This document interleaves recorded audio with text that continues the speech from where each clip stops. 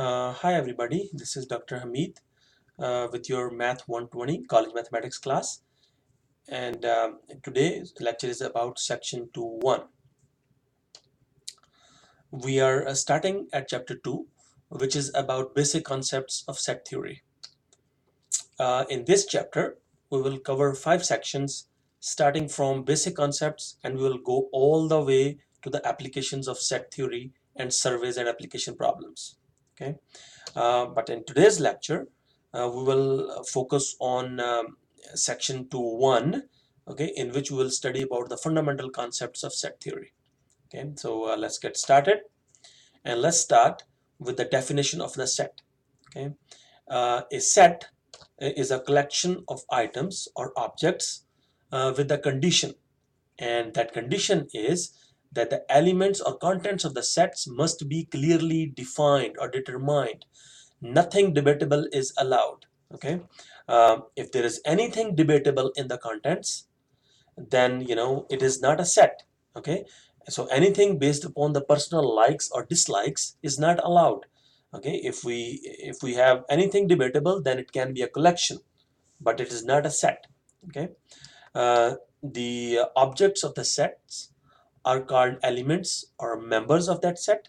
Okay, uh, and we use capital letters to represent sets such as A, B, C, S, capital letters, all of them. uh, and to represent the set completely, okay, we will name it using capital letters, and then we'll write its elements in curly brackets. For example, set set B equals to ABC. So the name of the set is B, its elements are A, B, C. Okay, so this set has 3 objects or members or elements, okay, which are denoted by A, B, and C. Okay, um, let's talk about some concepts and notations. We already know that sets are given names using capital letters, and the elements of the sets are given in curly brackets. Okay, now if there is no element in the set, in a given set, then it is called an empty set, okay, or a null set, and it is denoted by curly brackets. Okay, or it is denoted by using this symbol here, which is a circle with a diagonal line through it. Okay, and this is called an empty set or a null set. Okay, the next notation is also very important, and it is used very commonly in set theory. This notation basically means belongs to. Okay, for example, if we have a set which has elements 1, 2, 3, 4, and we want to express that 2 belongs to this set or 2 is a part of this set, we'll say 2 and this sort of symbol here. So this says that 2 belongs to this set here. Okay, the next one is opposite to the belongs to. Okay, the notation is pretty much the same except this diagonal line through it. Okay, so if we have the same symbol and this diagonal straight line through it, it means that the element does not belong. Okay, so that the element does not belong to the set. For example, if we have the same set 1, 2, 3, 4, okay, and we want to say that element A, which is not in this set, does not belong to this one, so we'll write the same belong symbol, and then we'll write a line, diagonal line through it, and that will mean that that particular element does not belong to the set. Okay, um, let's move on. Let's talk about describing methods for describing sets. Okay, there are 3 methods which are used to describe sets. Okay, the first one is called the word description. Okay, in word description we clearly state the contents of the set using words basically. For example, a set of even numbers less than 10. Okay, so this is everything is written out, said out in words. So this is a word description as the name suggests. Okay, the next notation is called the listing method or the roster method. Okay, again, as the name suggests, the listing method, we will list the elements, okay, separated by commas. For example, if you want to, represent the same set of even counting numbers less than 10, it will be 2, 4, 6, 8, okay, all the elements explicitly written out and separated by commas and enclosed in curly brackets. This is called the roster or the listing method. And the third and the last method is called the set builder notation. Okay. Now, in this method, we use specific symbols. With some words, sometimes you will use math symbols. Okay, to describe a given set. Okay, this line. Okay, this line is read. We read it as such that. Okay, so this statement will be read at x such that x is an even counting number less than 10. Okay, so this is called a set builder notation. Now there are examples and problems in your homeworks where you will go, from this description to this description or this description to this description, interchange between, these three. I want you to be very, familiar with these three notations here. Now, to make things clear or to understand things more clearly, I want you to pay attention to the example here. Okay, so I have used the same example in all three notations here, and we are saying the same thing here.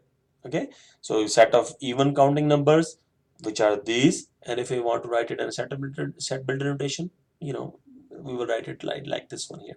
Okay, but in all these three methods, we are saying the same thing. I hope you understand this one. Now let's talk about sets of numbers. Okay, most of the sets you will see in this section and in this chapter, are sets whose contents will be numbers, different kind of numbers. Okay, so I thought it will be helpful, if we talk about, before we get into the set business, we should talk about different types of numbers. Even though there's a certain, there's a specific chapter 5 will cover that, which is about the number system. We'll cover this all things, again over there. But let's, briefly touch these number systems here. So let's start with the natural numbers. Okay, these are positive numbers starting with 1 and go all the way. Okay, they will keep on going. So this 3 dots means they are going to infinity there. So we use these numbers to count things in our daily life. That's why they are also called counting numbers. Okay, and we use this capital bold N to represent these natural numbers. Okay, so natural numbers start at 1 and go all the way to infinity, and these are our counting or natural numbers. Now if we add 0, okay, we also include 0 into natural numbers, then we get a new set of numbers called the whole numbers. Okay, so natural numbers become whole numbers if we also include 0 into that one. Okay, now similarly, if we include negative numbers, negative whole numbers, okay, -1, -2, -3, so on onto both sides, then this set is called integers. Okay, very important set. So now if you can pay attention the way we are going, now this set is contained in this set, this set is contained in this set. Okay, so similarly, it will keep on going. I will show you a graphical view of this. Now let's look at another set of numbers. These are called rational numbers. Okay, these are numbers, okay, which we can express as a ratio of two integers. For example, 1 is an integer, 2 is an integer. So if we represent 1 over 2, a ratio of two integers, it will become a rational number. Similarly, 1 is an integer, 3 is an integer. If we put them into a ratio, that will become a rational number. Okay, for example, and now we can also write them as a equivalent decimal notation. We see that 1 over 2 is 0.5 and 1 over 3 is 0.33333. Okay, so these may also be written as a terminating decimal like 0.5 or repeating decimal like 0.33338, and it will keep on going all the way to infinity. Okay, and these are called rational numbers. Similarly, irrational numbers, as you can expect, if we can write two integers as a ratio, it will be rational. If we cannot write two integers as a ratio, that means they are called irrational numbers. Okay, Now these numbers have decimal expansion that neither terminates nor repeats. See, here it terminates, here it repeats. Now when we talk about irrational numbers, it does not terminate and it does not repeat. Okay, for example, pi, that pi goes on and on and on. I don't know, I know a few more. It is 3.1415, so on 74, something like that. Okay, similarly, square root of 2 goes on and on and on. If you use your calculator, you will see that. Okay, so this is called irrational numbers. Now the last set of numbers we will talk about is called the set of real numbers. Okay, um, real numbers is the it's a biggest set of all of the above. Okay, all these number categories we talked about. Okay, all these number categories are subsets of real numbers. Okay, and so real numbers are those numbers which we can represent on our number line from minus infinity to plus infinity. So this line will include, this real number line will include everything, basically integers, whole numbers, decimals, rationals, irrationals, everything, whatever we can put it on a real number line will be our set of real numbers. Okay, now now let's look at it from the number, let's look at the number system from a graphical point of view. Okay, since real number system is the biggest set of all numbers. Okay, so we are writing it as a sort of a universal set here. Okay, so we see that real numbers is the biggest set. Natural numbers are contained in integers, integers are contained in rational numbers, and both rational and irrationals are part of a real numbers here. Okay, so this is a pictorial view, graphical view to visualize these numbers. Okay, so we start with the natural or counting numbers. The a little bigger set is integers, little bigger set is rationals, so on, so on, so on. Okay, in this table, okay, a big table. In this table, we will look at basic inequalities, and we'll learn, what they mean in words and how to express these inequalities in different notations, in word description, in set builder notation, or in roster method. Okay, so for example, look at this inequality here. This inequality means x is less than 4. Okay, that's what it means in word description. Now when we say less than, that means this this symbol opens towards the number, that means the number is bigger, this thing is less. Okay, so x is less than 4. If we want to write it in a set builder notation, we will say that x such that x belongs to natural numbers n. Okay, and x is less than 4. Now to translate this into roster method, this is x is a natural number and it is less than 4. So it will have 3 elements. That means natural numbers start at 1, and less than 4 it will be 1, 2, and 3, and we'll enclose it in curly brackets. This is the roster method. So this inequality, when it is written in word description, looks like this. When it is written in set builder notation, looks like this. When it is written in roster method, it looks like this one here. Okay, now compare these two.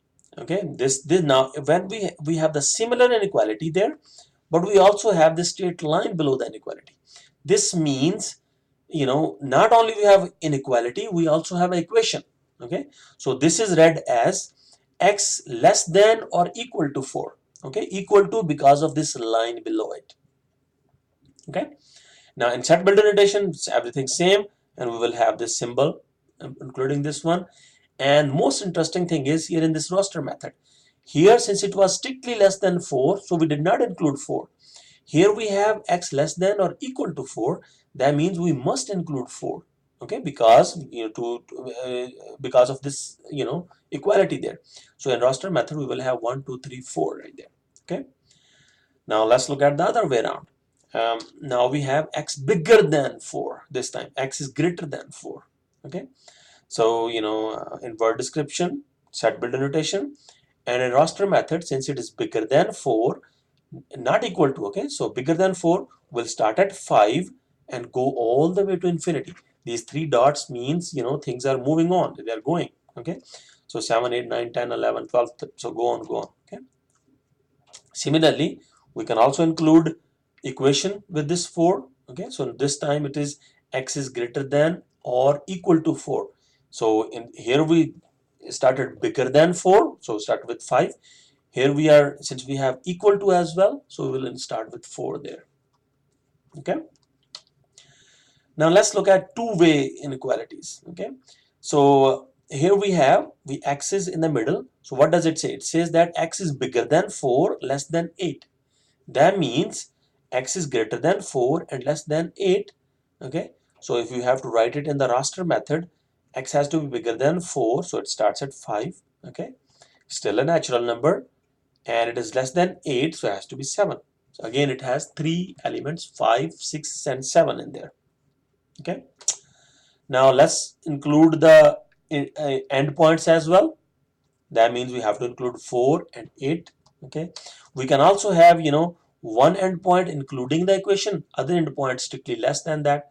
So now we will include 4 but we will not include 8, okay. The other way around, you know, we can have, you know, x bigger than 4 or less than or equal to 8, okay. So we will include 8 but we will not include 4 there.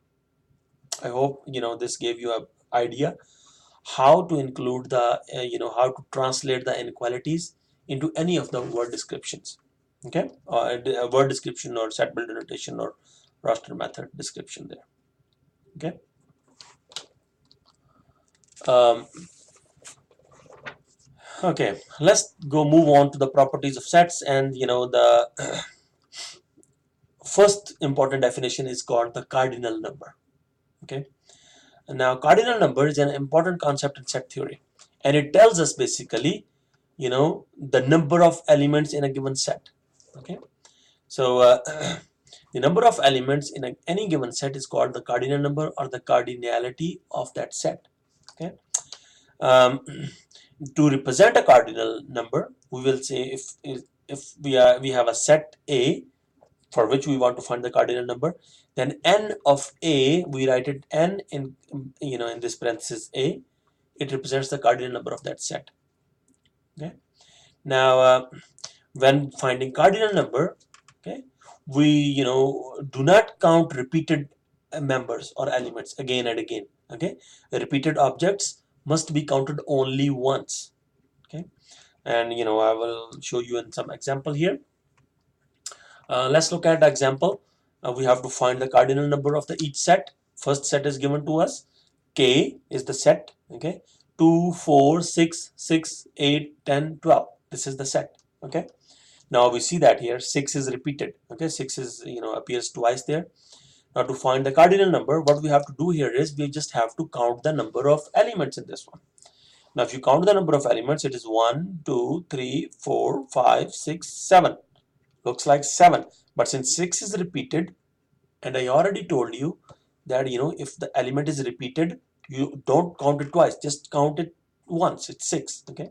So what will be the cardinal number or cardinality? It will be 6, okay.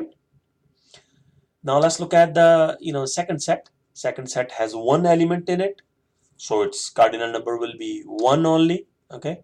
Similarly, let's look at the third example. Suppose you are finding that you are asked to find the cardinal number of an empty set. How many elements an empty set does have? It doesn't have anything, right? So its cardinal number will be 0, okay. So its cardinal number will be 0, and we write it like n of phi is equal to 0 there, okay. Let's move on. Another important concept is, you know, we call it equal sets. Two sets A and B are, you know, are said to be equal to each other if these two conditions are met. What are those conditions? Every element of A is element of B, okay, and every element of B is an element of A. You understand what is happening here? Every element of A is element of B, and every element of B is element of A. So basically the same set, okay. So if it has the same elements, same number of elements, and the elements are same, then they are equal. And if two sets are equal, we write it A equals to B there. Okay. Now a similar concept is equivalent sets. Okay, I don't want you to be confused with that one. And again, possible repetition or order of the sets does not matter, just disregard those. Okay, now let's talk about the equivalent sets here. Two sets are equivalent, okay, not equal, equivalent if they have the same number of elements. Okay, so two sets are equivalent if they have the same number of elements. Okay, so basically two sets are equal, then they must be equivalent as well. And but the other way around is not true. However, two equivalent sets, they are not necessarily equal. Okay, I want you to be very careful with equivalent and equal.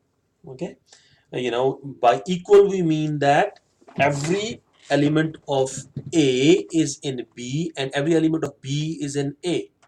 But an equivalent, only the number matters. The number of elements in each set must be same. Okay, you can have set A 4 dogs and you can have set B 4 cats. Okay, they are equivalent because they have each 4 elements, but they're not equal.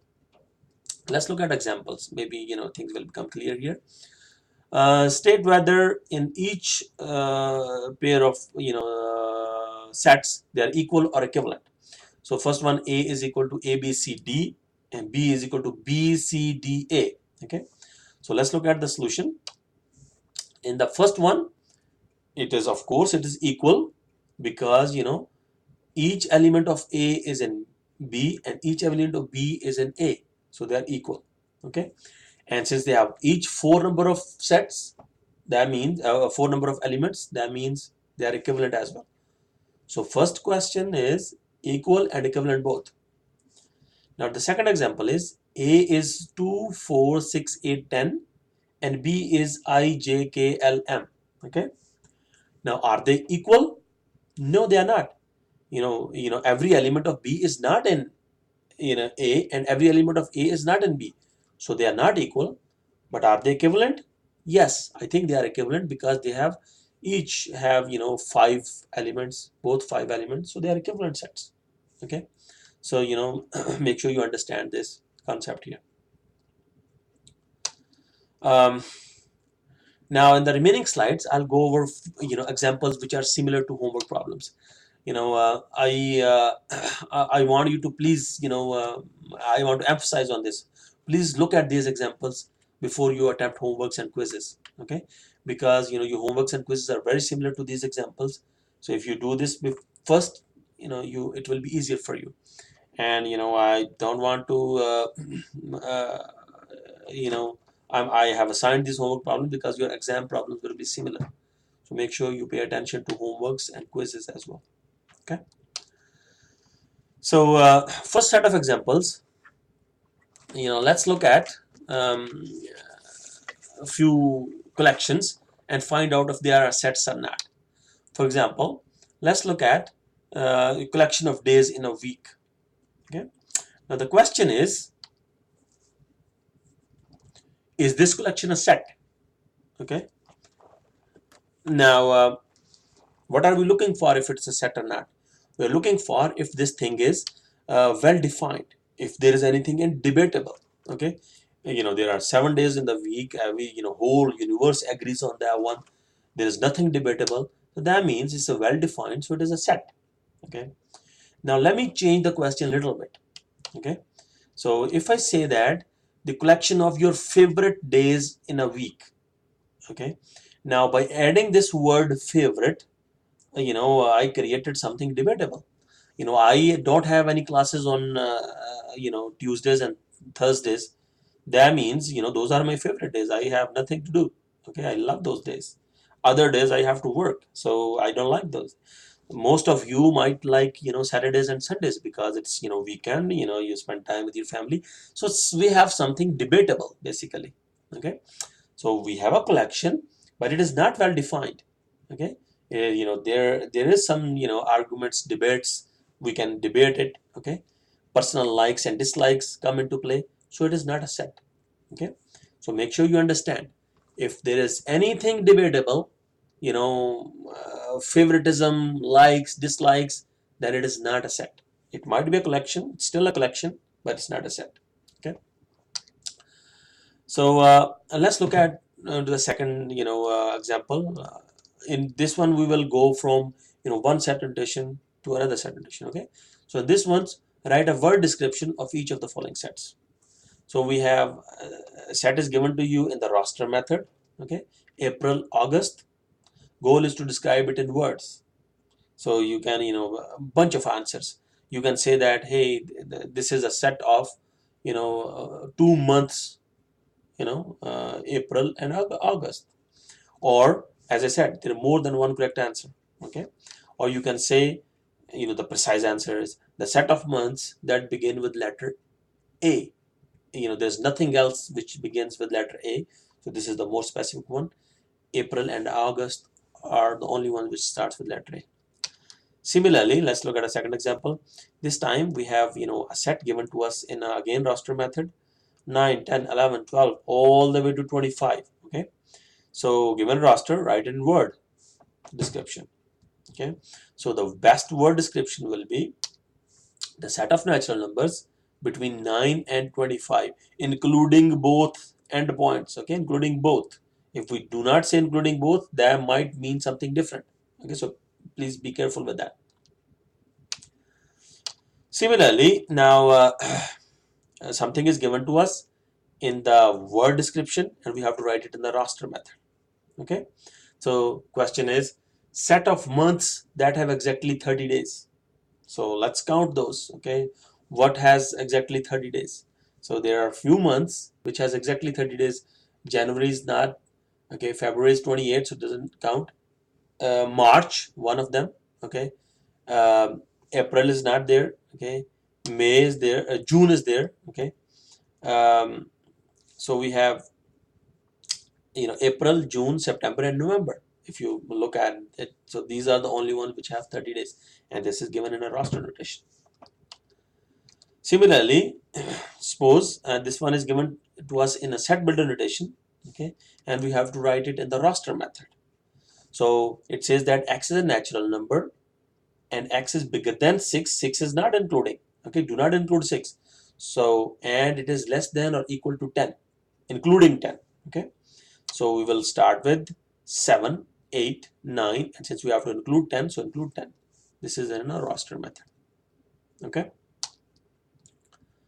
so again, let's look at an equation point of view. So question is, given in a set builder notation, x such that x plus 5 equals to 7 is given in a set builder notation. We have to write it in the roster method. So basically we have to solve this math condition. So x plus 5 equals to 7 is basically 2. So this set means in a roster notation will just be 2 there, the solution of that. Okay. Similarly, let's look at this one, set builder notation, x such that x is negative and x is bigger than 5. Okay, now look at this one more carefully.